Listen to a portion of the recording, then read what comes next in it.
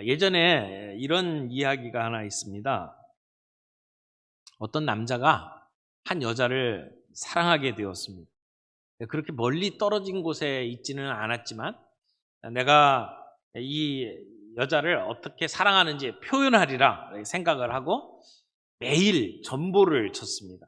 그래서 40일 동안 내가 당신을 사랑한다, 이런 내용을 가지고 빠짐없이 매일매일 전보를 쳤어요.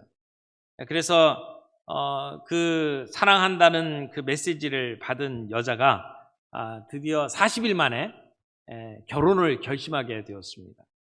근데 누구랑 결혼을 하게 됐냐면 전보를 보낸 남자가 아니라 매일같이 전보를 들고 찾아온 우편 배달부와 결혼을 하게 됐답니다. 사람이 만나는 게 그렇게 중요합니다. 매일매일 40일 동안 보다가 그 사람과 결혼을 하게 됐다. 그러니까 자주 보는 것이 얼마나 중요한지를 가르쳐주는 얘기라고 생각을 합니다.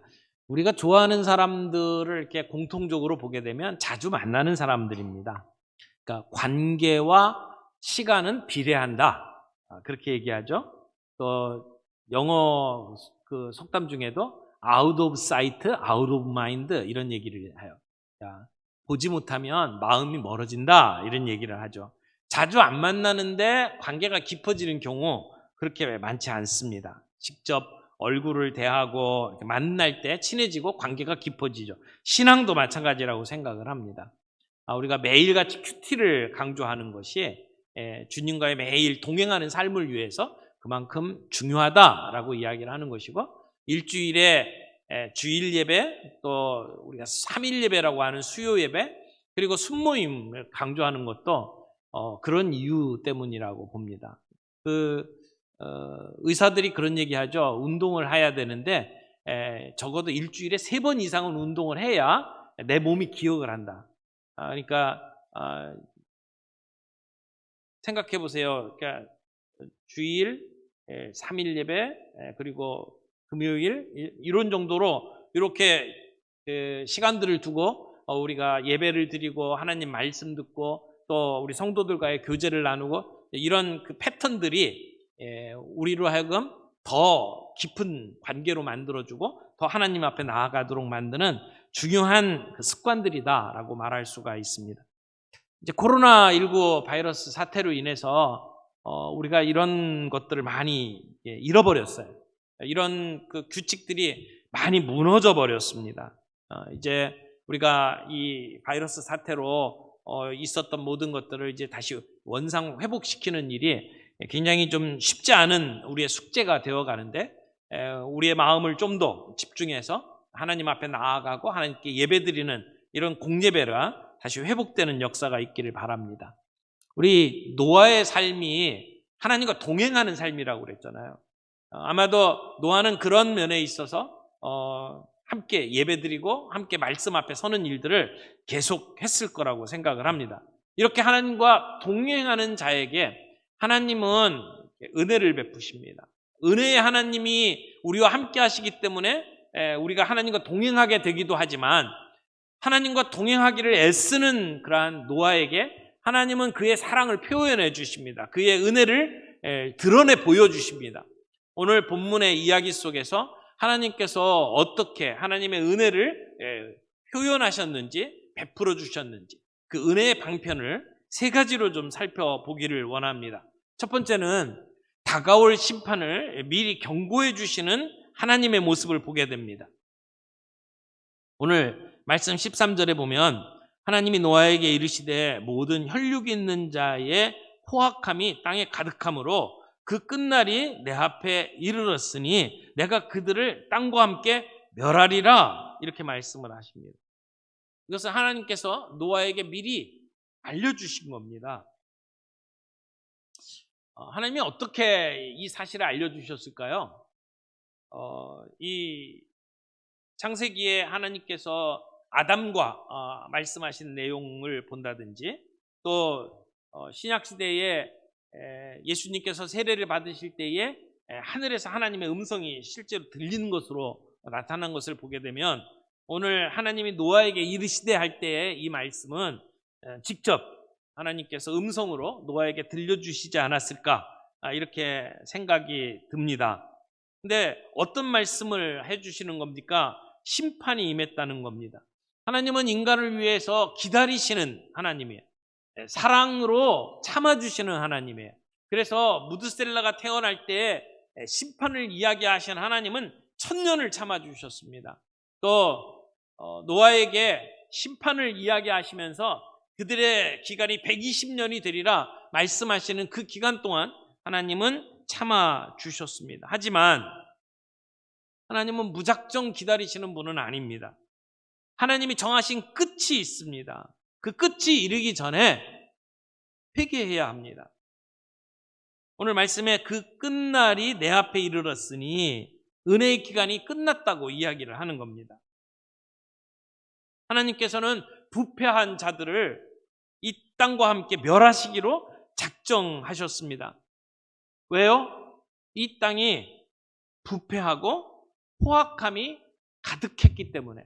바로 앞에 있는 창세기 6장 11절 12절의 말씀을 보면 부패했고 포악했다라고 이야기를 합니다. 부패라고 하는 것은 과일이 속이 완전히 썩었다라고 할 때 사용하는 표현입니다. 과일이 속 안에서 썩으면 우리가 먹을 수가 없죠. 버릴 수밖에 없습니다. 그 땅의 상태가 그렇게 부패했다. 또 포악했다라고 이야기해요. 포악함이 땅에 가득했다. 이 포악이라고 하는 표현은 살인, 강도, 또 강간, 폭력 이런 것들을 의미하는 단어입니다. 이런 부패와 포악이 가득했던 세상, 하나님께서는 처음에 이 세상을 창조하신 후에 하나님 보시기에 좋았더라 이렇게 말씀을 하셨는데 그런 세상이 이제는 부패했고 그리고 포악이 가득한 세상이라고 표현을 하는 것입니다. 인간이 이렇게 부패했기에 하나님께서는 심판을 내리시겠다고 말씀을 합니다. 결국 인간의 이러한 부패함이 스스로 심판을 자초한 것이죠. 그래서 하나님께서는 이 폭력이 가득한 땅을 홍수로 멸하시겠다고 작정을 하신 것입니다. 그 심판은 아무도 예외가 없는 심판입니다. 모든 사람이 부패했다라고 하는 것을 사도 바울이 이렇게 표현했죠. 의인은 없나니 하나도 없다. 선을 행하는 자가 없나니 하나도 없다. 그래서 모든 사람이 죄를 범하였음에 하나님의 영광에 이르지 못했다. 오늘 우리의 모습입니다. 그래서 하나님은 이러한 세상을 심판하기로 작정하시고 하나님과 동행하는 노아에게 은혜로 그 심판을 미리 알려주시는 겁니다. 경고하시는 겁니다. 오늘 이 땅의 모습을 보면 얼마나 악합니까? 정말 타락할 대로 타락한 모습들을 오늘 우리는 신문 지상을 통해서 뉴스를 통해서 봅니다. 엠번방 사건이라고 최근에 우리 모두가 아마 경악을 한 사건이 있죠. 어린 학생들을 협박해서 성노예로 만들었습니다. 그래서 그것을 통해서 돈을 벌었어요. 그만큼 우리 한국 사회의 성윤리가 붕괴됐다라고 하는 것을 보여주는 사건입니다. 그리고 이 일을 일으켰던 핵심 그 주범들이 10대였다는 것이 더욱더 충격적입니다. 특별히 여성 청소년을 노예로 만들어서 성착취물을 만들었고 그리고 수많은 사람들이 마치 영화 관람하듯이 돈을 내고 그리고 여기에 참여했습니다. 이 조주빈 일당이 학생들을 노예로 전락시키는 과정을 보면 너무 악랄했습니다.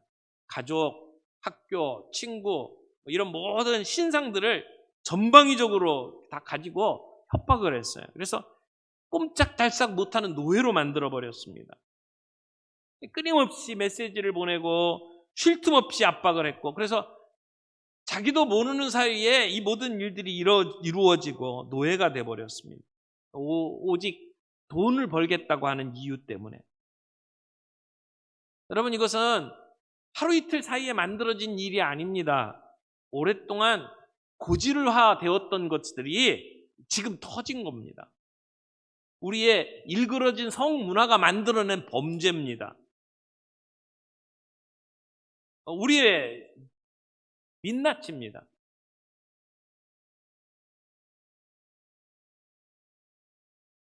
이번에 이태원에서 일어나는 모든 일들의 그 기사들을 보게 되면 낯뜨거워서 볼 수 없는 이야기들입니다. 하나님께서 오늘 이 땅을 보시면서 하나님 보시기에 좋았더라 라고 말씀을 하실까요? 아니면 지금 노아의 시대처럼 부패했고 이런 폭력이 난무하는 세상이다 라고 말씀을 하실까요?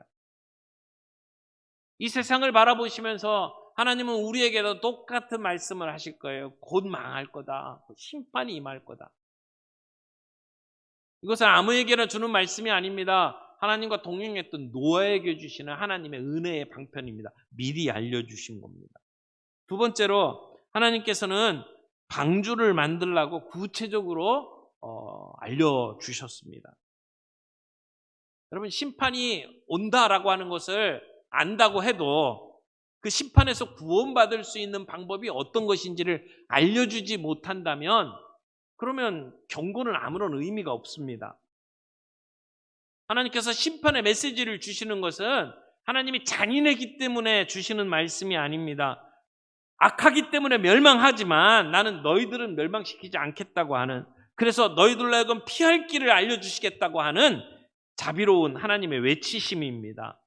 심판을 작정하시고 심판을 선언하시는 하나님은 그들을 구원할, 살리실 계획을 세우시고 그 방도를 알려주시는 겁니다. 하나님은 노아에게 세상을 구원할 수 있는 구원선, 방주를 준비하게 하셨습니다. 하나님께서는 홍수로 이 세상을 멸하시겠다고 선언하신과 동시에 노아에게 방주를 만들라고 명령을 하신 겁니다. 방주는 하나님의 계획에 의한 겁니다. 사람이 살고 싶어서 만들어낸 고안물이 아닙니다. 인간이 만들어낸 게 아닙니다. 구원은 철저히 하나님의 계획으로 시작되었고 하나님의 계획으로 완성되었습니다. 방주가 그것을 우리에게 보여줍니다. 하나님의 세심한 계획과 세심한 손길로 의해서 만들어진 방주. 그래서 하나님은 방주의 구체적인 그 재원까지 알려주십니다. 여러분, 방주와 배가 좀 다르죠? 우리가 노아 이야기를 그림으로 그려서 아이들에게 보여주는 그림책을 보게 되면 나무로 만든 큰 배에 거기에 사자, 코끼리, 기린, 이런 그 동물들이 가득 차 있는 그런 그 노아의 방주라고 그림을 보여줍니다. 그런데 사실은 그것이 잘못 그린 겁니다. 배가 아니에요. 오늘 성경에 나오는 이 노아의 방주를 보게 되면 네모난 박스입니다. 그러니까 가장 기본적인 차이, 방주와 배의 차이는 일단 배는 어디론가 가기 위해서 추진력이 있습니다. 지금 우리 배에는 엔진이 있고 프로펠러가 있고 그래야 그럼 어디로 갈 수 있잖아요. 근데 노아의 방주에는 그런 게 없어요. 옛날 배 같은 경우에는 이렇게 노를 저어서 가잖아요. 근데 노아의 방주에는 노가 없어요. 또 하나, 배가 가려면 배가 가는 방향을 이렇게 잡아주는 키가 있어야 되는데 노아의 방주에는 키가 없어요. 어디로 가는지 결정할 수가 없어요. 그러니까 추진력도 없어요. 키도 없어요. 이게 방주의 특별한 모습입니다. 근데 하나님께서는 왜 노아에게 방주를 만들라고 했을까요? 그냥 단순히 물 위에 떠있는 부유체를 만들라고 말씀을 하신 거거든요. 여기에 하나님의 마음이 담겨져 있다고 생각을 합니다. 결국 이 방주는 내가 할 수 있는 게 아무것도 없다라고 하는 메시지예요. 내가 뭔가를 막 이렇게 노를 저어가지고 가야 되고 내가 저기로 가겠다 해서 방향을 틀 수 있는 게 아니라는 겁니다. 그저 하나님께서 해주시는 대로 방주 속에서 잠잠히 기다리는 것이 이 노아가 할 수 있는 것이었습니다. 이게 우리의 구원과 같습니다. 우리의 구원이 내가 노를 젓고 내가 열심히 뭔가를 해야 구원을 얻는 게 아닙니다. 하나님의 선물입니다. 우리가 노아의 방주를 보면서 우리가 이렇게 구원받았구나라고 생각하고 우리의 구원의 감격을 회복할 필요가 있다고 생각을 해요. 근데 하나님께서는 노아에게 방주를 지으라고 하면서 아주 자세하게 이야기를 합니다. 14절 보세요. 너는 고페르 나무로 너를 위하여 방주를 만들되, 이게 방주를 만드는 배의 소재를 가르쳐 줍니다. 고페르 나무래요. 근데 고페르 나무라고 하는 이 고페르라고 하는 단어가 성경에 여기 한 군데만 딱 쓰였어요. 그래서 뭔가 비교할 수 있는 게 없어요. 그러니까 우리가 구체적으로 뭔지를 몰라요. 그러다 보니까 지금 우리 성경에는 고페르라고 그대로 이렇게 번역을 해놨고, 새 번역 같은 데는 잣나무라고 번역을 했고, 영어 성경 같은 데 NIV 같은 데 보면 사이프러스 우드라고 표현되어 있어요. 사이프러스 나무라고 표현되어 있는데, 사이프러스가 우리말로 하면 편백나무 또는 고속나무 이렇게 돼 있습니다. 노송나무. 그러니까 침엽수, 덩치가 큰 침엽수를 고페르라고 이렇게 번역을 해놨단 말이에요. 그걸 보면 정확하지는 않지만 아마 선박을 만들려면 단단한 나무여야 되잖아요.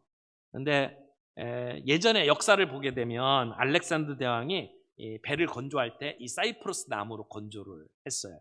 그리고 1593년에 이제 완성된 그 성당 있죠. 바티칸에 있는 성 베드로 성당에 그 쓰인 나무가 사이프러스 나무였습니다. 지금까지 썩지 않고 그대로 보존되어 있죠. 그래서 단단한 나무라고 생각을 하고 번역하는 사람들이 이런 잣나무나 이런 편백나무라고 이렇게 표현을 했던 것 같아요. 그러나 나무가 어떤 나무였든지 간에 우리가 잘 알 수는 없지만 하나님은 지금 이 나무, 이 배를 건조하는 데 있어서 어떤 나무를 써야 될지를 노아에게 알려주셨습니다. 그리고 뭐라고 그랬냐면 그 안에 칸들을 막고 방주를 지으면서 칸칸이 만들려고 했어요. 이 칸이라고 하는 단어는 원래 의미가 보금자리, 둥지 이런 뜻입니다. 그러니까 선박이 흔들릴 때에 그 안에 있는 그 동물들이 막 이리저리 막 이렇게 뭉쳐갖고 휩쓸리지 않도록 칸칸이 두라는 것이죠. 그래서 어떤 면에서는 노아의 홍수는 이 홍수가 침범하지 못하도록 만드는 일종의 보금자리 역할을 했다, 이렇게 말을 할 수가 있을 것 같아요. 그리고 방수까지 가르쳐 줍니다. 역청을 그 안팎으로 칠해라. 그리고 재원을 말씀해 주는데 길이가 300규빗, 너비가 50규빗, 높이가 10규빗, 30규빗. 그러니까 이 규빗이라고 하는 것이 이 손 끝에서 이 팔꿈치까지를 얘기하거든요. 사람마다 약간 다르겠지만 요게 이제 보통 45cm 정도로 계산을 합니다. 한 규빗을 45cm라고 계산을 하는데, 그러면 300규빗을 45cm로 다루면 이게 몇 미터가 나오는지 알 수 있잖아요. 그렇게 계산을 하면 대개 이렇게 이야기를 합니다. 길이가 135m, 넓이가 22.5m, 높이가 13.5m. 그러니까 넓이로 쭉 따지면 그 축구장 넓이의 1.5배, 이 정도 생각이 돼요. 그 정도 배를 그 당시에 만들려고 했다. 굉장히 큰 일이죠. 당시에 일반적인 배가 3m 정도였어요. 그러니까 가죽이나 어떤 갈대로 만든 배, 그래서 이제 강가에서 사냥하는 것으로 만들어진 배들이 보통 한 3m 정도 되는 배였고, 바다로 나가는 아주 큰 배를 만드는 것들이 주전 한 2500년경에 이집트에서 만들었던 배가 제일 큰 것으로 나오는 게 50m 정도 되는 배예요. 근데 지금 이 배가 135m 정도 되는 배다. 그 당시에 상상도 못하는 큰 배죠. 근데 재밌는 것은 요 하나님께서 이렇게 가르쳐 주신 요 사이즈가 딱 그 모세를 통해서 광야에서 만들었던 성막 사이즈의 3배입니다. 그러니까 성막이 길이가 100규빗이에요. 근데 지금 이 방주가 300규빗, 그러니까 딱 3배죠. 넓이나 높이도 똑같이 3배입니다. 그러니까 재밌는 어떤 연관성이 있는 것을 우리가 보게 되죠. 근데 여기 보면 이제 창을 내라 그랬어요. 여기 창이라고 하는 것이 조금 이제 처음 한 번만 나오는 단어이기 때문에 이게 창인지 지붕인지 명확하지는 않습니다. 그래서 어떤 사람들은 창을 냈다라고 해석을 하고 어떤 성경에서는 지붕을 냈다 이렇게 해석을 하기도 합니다. 문이 있죠. 문은 옆으로 나 있었어요. 근데 나중에 7장에 보게 되면 하나님께서 이 문을 하나님이 닫으십니다. 그러니까 노아가 안에서 닫을 수 있는 문이 아니에요. 그리고 전체 구조는 3층으로 되어 있습니다. 하나님께서 이 방주를 지으라고 이야기를 하실 때에 여기에 아까 말씀을 드렸던 것으로 뭐 어떤 돛을 달아라, 어떤 방향을 잡을 수 있는 키를 달아라 전혀 언급을 하진 않았어요. 여기는 조종실이 없어요. 선장도 없어요. 선원도 필요가 없어요. 이 방주는 전혀 속력을 낼 필요가 없습니다. 급하게 항해할 이유가 없는 배입니다. 그리고 노아가 어디로 가겠다고 방향을 잡을 필요가 없는 배입니다. 어떤 의미에서는 이 배에 선장이 없는 것은 이 배의 선장이 하나님이라는 것을 가르쳐주는 말씀이기도 합니다. 이 배 안에 있는 사람들의 운명, 이 배 안에 있는 모든 생물들의 운명은 하나님의 손에 달려있다라고 하는 것을 말씀을 하는 것이죠. 이렇게 큰 배를 만들려고 했는데 질문이 생깁니다. 과연 이렇게 큰 선박을 그 당시에 기술로 만들 수가 있을까? 또 그렇게 큰 배를, 큰 방주를 만들었다면 지금 말씀하시는 이 세상에 있는 모든 동물들이 그 배에 들어갈 수가 있었을까? 또 더 이렇게 구체적으로 물어보는 질문. 그 당시에 노아 시대에 공룡이 있었는데 그러면 공룡이 노아의 방주에 탔을까? 이런 질문들이 생겨요. 좀 더 뒷부분 질문들은 그 안에서 동물들이 먹고 싸고 하는데 그러면 먹고 싸는 것들은 노아가 어떻게 처리를 했을까? 몇 명 안 되는데 이런 질문들이 생길 수 있죠. 창조과학을 하시는 분들은 이런 것들을 아주 과학적으로 이렇게 들여다보고 이럴 가능성이 있다, 저럴 가능성이 있다 이렇게 설명을 참 많이 합니다. 근데 지금 이 성경은 하나님께서 방주가 이렇게 만들어졌다. 그래서 어떤 방주의 정보를 전달하기 위해서 성경이 쓰여진 게 아니에요. 이 상황 속에서 하나님께서 우리에게 들려주실 메시지가 있기 때문에 지금 이 이야기를 하는 거거든요. 그래서 우리가 구체적으로 뭐 과학적으로 어떠느니 뭐 이런 걸 파고 들어가는 것이 어떻게 보면 그렇게 큰 의미가 없을 수도 있습니다. 물론 궁금한 사람들은 해결을 해야 되죠. 그래서 이 창조과학 하시는 분들이 실제로 이렇게 이런 그 규격에 맞는 이제 작은 모형으로 이렇게 방주를 만들어 가지고 안전성을 시험을 하기도 했어요. 보통 배의 안정성을 이야기를 할 때 구조적인 안정성을 이야기하고 또 복원성을 이야기해요. 오뚜기처럼 이렇게 무게중심을 가지고 돌아오느냐라고 하는 부분도 따지고 또 파도가 막 몰아치고 그러는데 그 안에서 얼마만큼 안전한가, 그래서 파랑 안전성을 이야기하기도 하는데 이런 모든 부분에서 학자들이 이야기하기에 구조가 튼튼했다. 이게 부서지지 아니하고 굉장히 복원력이 강한 그러한 구조다라고 이야기를 하기도 합니다.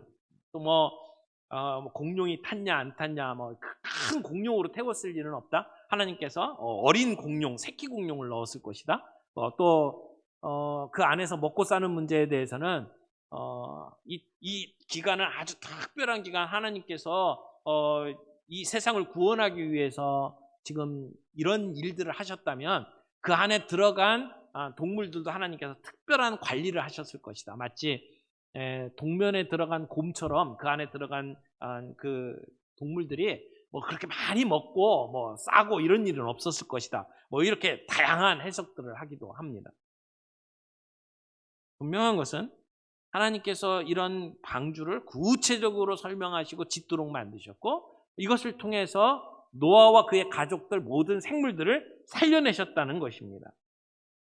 그래서 이 노아의 방주의 기능을 이렇게 살펴볼 때에 이 방주라고 하는 말의 표현이 성경에 또 다른 곳에 나오는 부분이 있는데 모세 이야기할 때 나옵니다. 모세를 이렇게 실어서 보냈던 그 갈대 상자가 이 방주라는 단어하고 똑같은 단어로 사용됐어요. 그러니까 기능이 같죠? 물에서 구원해내는 거죠. 모세를 물에서 구원해내는 일로 그 갈대 상자를 사용하셨고, 그리고 노아와 그 모든 가족들, 생물들을 하나님께서 물속에서, 홍수 속에서 구원해내기 위해서 이 방주를 사용하셨던 모습을 보게 됩니다. 그것을 보면 이스라엘 백성의 구원의 역사를 시작하는 데 있어서 이 모세를 구원해내는데 이 방주가 사용되었고, 그 이후에 결국은 우리 모든 인류를 구원하는 일에 하나님께서 구원의 방주로 우리 교회를 사용하시는 것과 같은 맥락에서 지금 사용되고 있는 것을 볼 수가 있습니다. 뿐만 아니라 아까 사이즈가 같은 구격으로 되어 있는, 같은 비율로 되어 있는 것이 노아의 방주와 성막이라고 말씀을 드렸잖아요. 그 기능도 거의 비슷합니다. 하나님께서 이스라엘 백성들을 만나시고 그들을 구원하는 방편으로서 이 성막을 사용하셨던 것이 바로 이 노아의 방주와 거의 비슷한 모습들을 보게 되죠. 그래서 결국은 이 방주가 가지고 있는 기능이 뭐냐? 하나님의 백성이 이 세상에서 어떻게 살아야 되고 어떻게 행동해야 될지를 보여주는데 목적이 있다라고 하는 것이죠. 그리고 이 혼돈 가운데 있는 심판받아야 될 이러한 세상 속에서 하나님의 백성을 구원하시는 하나님의 방편으로 이 방주가 사용된 것을 볼 수가 있어요. 그런 면에 있어서 지금 이 창세기의 내용은 무슨 그 방주의 어떤 재원들을 가르쳐줘서 아주 구체적인 정보를 우리에게 전달하려고 하는 것이라기보다는 하나님께서 우리 하나님의 백성으로서 이 땅에 우리가 어떻게 살아야 될지, 하나님을 어떻게 의지해야 될지를 보여주는 그러한 하나님의 계시로서 이 말씀을 받는 것이 필요하다고 볼 수 있어요. 재밌는 것은 존 스택이라고 하는 학자는 이 방주를 이렇게 별명을 붙였어요. 응급 상황에서의 에덴 동산. 하나님께서 에덴 동산을 지으실 때 거기에 모든 생물들을 지으시고 각기 종류대로 다 지으셨다고 그랬잖아요. 그 종류대로 된 모든 동물들을 하나님께서 이 방주 안에 담아두셨죠. 그래서 목숨을 살리셨잖아요. 그런 의미에서 응급 상황 속에 에덴 동산이다 이렇게 명칭을 하기도 했습니다. 중요한 것은 하나님은 하나님과 동행하는 노아에게 하나님의 은혜의 방편으로 이 방주를 짓도록 만드셨죠. 심판을 가르쳐 주시면서 살 수 있는 길로 방주를 가르쳐 주시고 방주를 짓도록 만드셨다는 겁니다. 세 번째로 하나님께서 은혜를 베푸신 중요한 사건은 노아와 언약을 맺으셨다는 겁니다. 언약을 맺으시는 하나님의 모습이 나옵니다. 18절 보세요. 그러나 너와는 내가 내 언약을 세우리니 너는 내 아들들과 내 아내와 내 며느리들과 함께 그 방주로 들어가고, 이렇게 돼 있어요. 여기 언약이라고 하는 단어가 창세기에 처음 나오는 자리입니다. 노아 이전에는 언약이라는 용어가 나오지는 않아요. 물론 그렇다고 해서 언약이라고 하는 것 자체가 없었다는 것을 말하는 것은 아닙니다. 근데 여기서 하나님께서는 노아와 언약을 맺으시고 구원의 길을 마련해 주셨습니다. 이 언약이라고 하는 말, 상식적으로 이 언약이라는 용어는 여러분이 꼭 기억을 좀 해주시면 좋을 것 같아요. 히브리어로 베리트라고 하는 단어인데요. 이 언약이라고 하는 말의 원래 뜻은 쪼개다, 가르다 이런 뜻이에요. 쪼개다, 가르다. 이게 왜 이런 뜻을 가지고 있냐면 고대 사회에서 언약, 약속을 맺을 때, 계약을 할 때에 사람과 사람 간의 계약을 맺게 되면 동물을 잡아가지고 쪼갭니다. 시체를 반으로 가릅니다. 그리고는 계약을 한 당사자가 그 쪼개진 짐승 사이를 걸어가는 거예요. 무엇을 의미하냐면 당신과 내가 계약을 맺었는데 만약 계약을 어기면 이렇게 될 것이다 라고 사람들이 약을 맺는 모습이죠.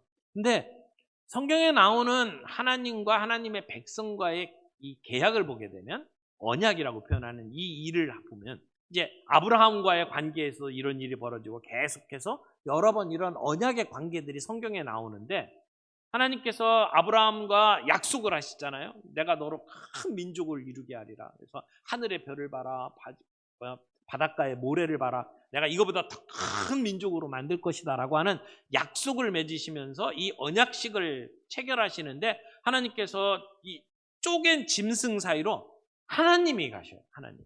아브라함이 가는 게 아니에요. 아브라함이 약속을 한 다음에 내가 약속을 지키지 않으면 내가 이렇게 죽게 될 겁니다 라고 얘기하는 게 아니고, 하나님 스스로가 약속을 주시고 그 길을 가시는 거예요. 하나님이 그렇게 하실 이유가 없어요. 하나님은 그런 약속을 보증하실 필요가 없어요. 근데 하나님께서는 이런 약속을 하신 다음에 하나님이 스스로 자기 자신을 제안하시는 거예요. 나는 약속의 하나님이야. 내가 약속은 반드시 지킨다는 것이죠. 내가 지키지 않는다면 이런 일이 벌어질 거다라고 스스로에게 말씀을 하시는 거예요. 만약 그 언약을 지키지 못하신다면 하나님은 능력이 없는 분이 되고 말아요. 하나님께서 아브라함과 이렇게 언약을 맺으시고, 그 후에 모세와 언약을 맺으시고, 나중에 다윗과 그런 언약들을 맺으십니다. 그 언약을 맺는 사람이 지나가야 될 자리에 우리 하나님이 지나가시죠. 그것은 그 언약을 반드시 지키시겠다고 하는 하나님의 결연한 의지가 그 안에 담겨져 있는 겁니다. 그리고 그 언약의 성취는 늘 무엇으로 연결되냐면 십자가에 못 박혀 돌아가신 예수 그리스도로 연결이 됩니다. 타락한 인간들이 죽을 수밖에 없는 운명에 처해 있을 때 예수님을 통해서 하나님께 나아가는 길을 열어주신 겁니다. 우리는 허물과 죄로 죽었던 자들입니다. 하나님의 심판을 받을 수밖에 없는 자들입니다. 그런데 죄가 없으신 예수님이 이 땅에 오시고 우리 대신 고난당하시고 우리가 당해야 될 저주를 다 가지고 십자가에 못 박혀 돌아가셨습니다. 오늘 하나님은 노아와 그런 언약을 맺는 겁니다. 내가 너를 살릴 것이라는 거죠. 내가 너를 구원할 것이라고 이야기를 하는 거예요. 그래서 노아와 언약을 맺으시는 하나님은 단지 노아와만 맺은 게 아니에요. 18절 보세요. 그러나 너와는 내가 내 언약을 세우리니 너는 내 아들들과 내 아내와 내 며느리들과 함께 그 방주로 들어가고. 그러니까 지금 이 언약은 가족 전체를 대상으로 한 언약입니다. 지금 말은 노아와 하고 있지만 언약의 결과는 온 가족들과 함께 이루어지는 거죠. 신약 성경에서는 너와 내 집이 구원을 받으리라 라고 말씀을 하시죠. 오늘 이 언약적 사고가 우리들에게 큰 위로가 됩니다. 하나님이 우리에게 은혜를 주실 때에 나에게만 끝내는 것이 아니라 내 가족들에게 함께 주신다는 겁니다. 나와 내 자녀들, 내 손자들에게까지 하나님께서 주시는 은혜, 그것을 오늘 이 언약을 통해서 우리에게 보여주시는 것입니다.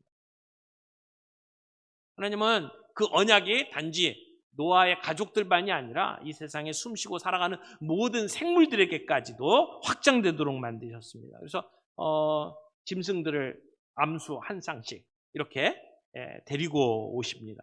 노아가 다니면서 찾아온 게 아닙니다. 하나님이 데려다 주셨습니다. 그래서 그 종류대로 그래서 새, 가축, 기는 것, 그 모든 것이 그 종류대로 각기 둘씩 나오도록 하나님께서 만드셨죠. 그걸 보면 우리가 하나님의 구원의 방주를 만들고 그 안에 들어가는 곳에 우리들의 할 일이 그렇게 많은 건 아니에요.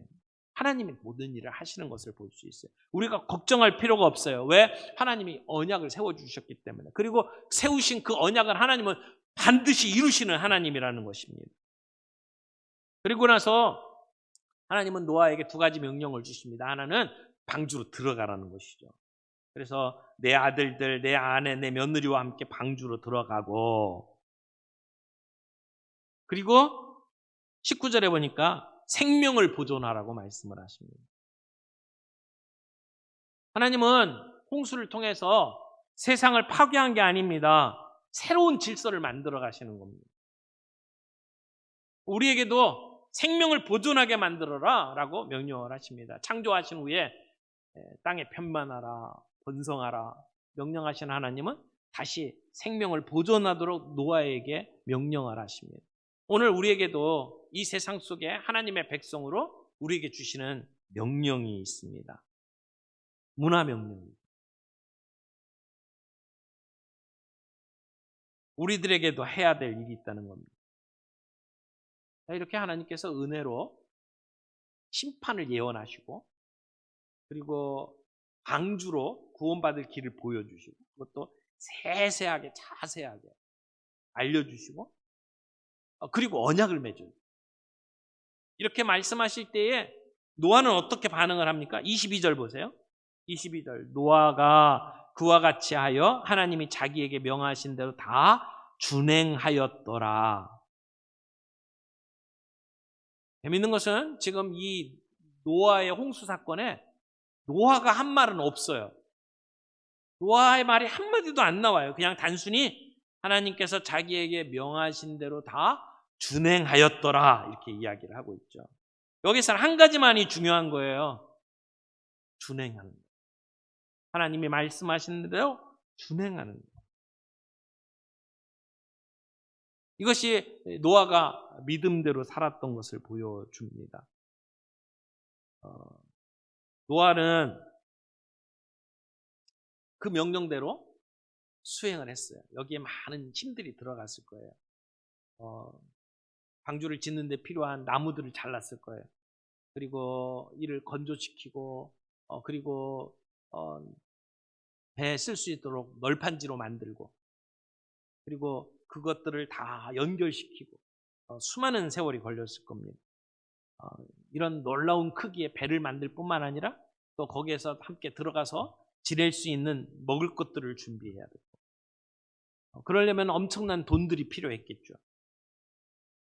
근데 세상의 역사는 이런 사람들이 어떻게 행동을 했고 어떻게 일들을 했는지 아주 세세하게 그렇게 기록을 하면서 영웅의 이야기를 만들어 갔을 텐데 오늘 성경에서는 그런 세세한 이야기를 하나도 안 하고 있어요. 그냥 단순히 하나님이 세세하게 말씀하신 것에 노아는 순종했더라. 이거 하나로 끝냅니다.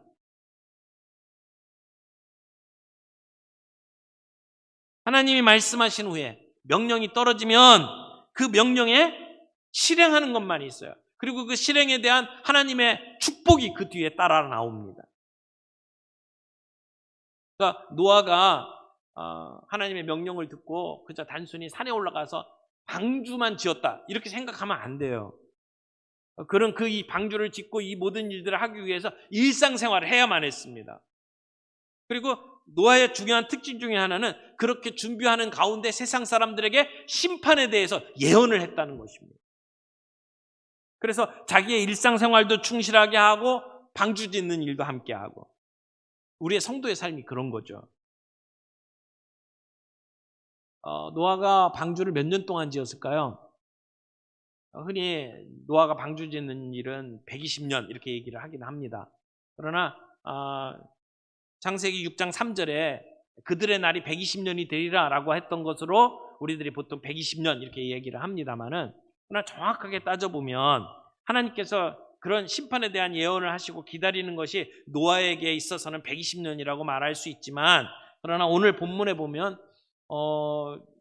하나님이 말씀하시고 그래서 그 안에 들어가는 사람이 아들들, 며느리까지 이야기를 하는 것을 보면 어쩌면 노아의 아들들이 태어나고 그리고 며느리까지 본 상태에서 이 말씀이 주어졌다라고 말할 수도 있습니다. 그래서 어떤 사람은 전체적인 시간을 120년으로 보는 사람들도 있지만 어떤 사람들은 아들을 낳고 그리고 며느리를 얻은 뒤의 사건으로 보면 이게 한 6, 70년 정도로 줄어들기도 합니다. 그래서 정확한 시간을 우리들이 이야기할 수는 없어요. 그러나 몇 년이냐가 중요한 게 아니잖아요. 우리들의 삶 속에 하나님이 명령 주신 것을 가지고 자기의 일상생활을 쭉 해나가면서 자녀를 낳고 키우는 모든 일들을 하면서 그러면서 하나님이 주신 이 명령들을 하나하나 수행해 나가는 그러한 모습. 세상 사람들이 보기에는 미쳤다라고 생각을 하지만 그러나 하나님이 주신 이 사명을 가지고 끝까지 감수하고 그리고 사람들에게 심판의 메시지를 던지면서 그러면서 이 일을 감당하는 노아의 모습들. 노아는 하나님의 한탄과 근심을 알고 있는 사람이었어요. 그래서 그 심정을 가지고 세상 사람들에게 가서 그 하나님의 메시지를 전했고 그리고 그 사랑과 긍휼로 사람들을 대하고 그리고 방주를 짓고 결국은 하나님의 뜻을 이루어 나가는 모습. 이것이 오늘 우리들이 살아가야 될 삶의 모습이라고 믿습니다. 노아는 순종하는 삶으로 반응했습니다. 오늘 우리에게 주시는 하나님의 말씀 앞에서 우리도 순종하는 삶으로 하나님을 기쁘시게 하는 하나님과 더불어 동행하는 우리의 삶이 되기를 원합니다. 우리의 신앙생활에 가장 중요한 요소가 있다면 저는 은혜라고 믿습니다. 은혜의 하나님 때문에 오늘 이런 모습들이 나타납니다. 은혜의 하나님, 하나님의 은혜가 시작된 것을 바라보면서 하나님, 노아에게 나타나셨던 하나님의 은혜가 오늘 우리에게도 동일하게 나타나기를 원합니다. 그 은혜로 말미암아 오늘도 하나님의 말씀 앞에 순종하며 살아가는 삶이 되게 해 주옵소서. 그렇게 기도하며 나아가기를 원합니다.